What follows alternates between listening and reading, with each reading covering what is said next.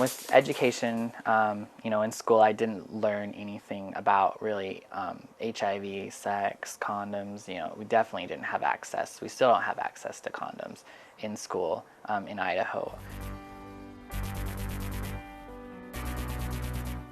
Idaho is very conservative, as much as a lot of the states are, but condoms are very important. And I think that there's still a lot of stigma. I go around and I go to local bars and clubs and even just hang out where youth are, and even just asking them for a condom, you hear some very negative comments like, "I don't need that. I'm not a promiscuous," or "I'm not gay," or "I'm not a drug user," all those kinds of things, or "I'm married," they'll say. And I think there's still a lot of stigma around getting a condom or people knowing there's a condom.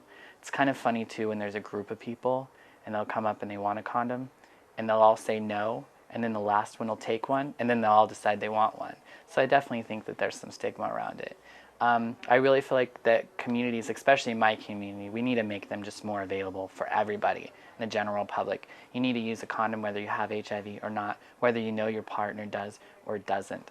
And I think that we really need to get away from the fact that these condoms are great. People need education, they need information, they need self-esteem, they need to be in great relationships, but that's not going to be for everyone. And condoms is a great thing to pacify the situation until we end our optimal relationship.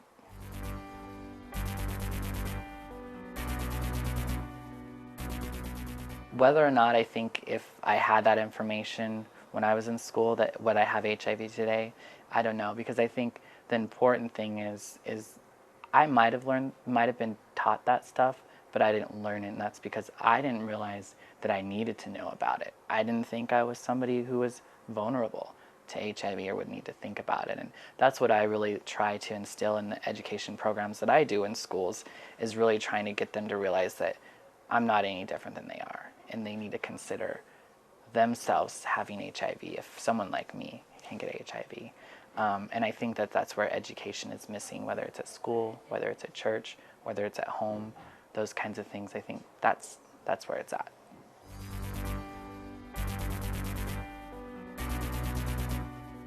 Family and friends, that was tough when find out you have HIV. You have to tell those people for a number of reasons. You feel like they need to know, you need them to help you. I told my family on Mother's Day, which was rough, but it was the timing, all that kind of stuff. And in the long run, it was crazy, but in the long run, we've actually become closer and become a better family in a lot of ways. One of the things that I think is even more important is for parents who are going to be dealing with this at some point in life, is what is their role in their child if their child has HIV? And they have a huge role. And it's important for them to just love and honor and still look and treat their son or daughter the same way that they did before. And family, and what I have to say for people with HIV is that if your family happens to not be the people that are going to support you, that there are other people out there. There are friends that can become family. And that's almost more important than, who, blood, if you will, but really the real love that's there and the real caring and concern and compassion that an individual has of you is more important than the blood. My name is Duane. I'm 28 years old. I live in Boise, Idaho, and I've had HIV for about 8 years now.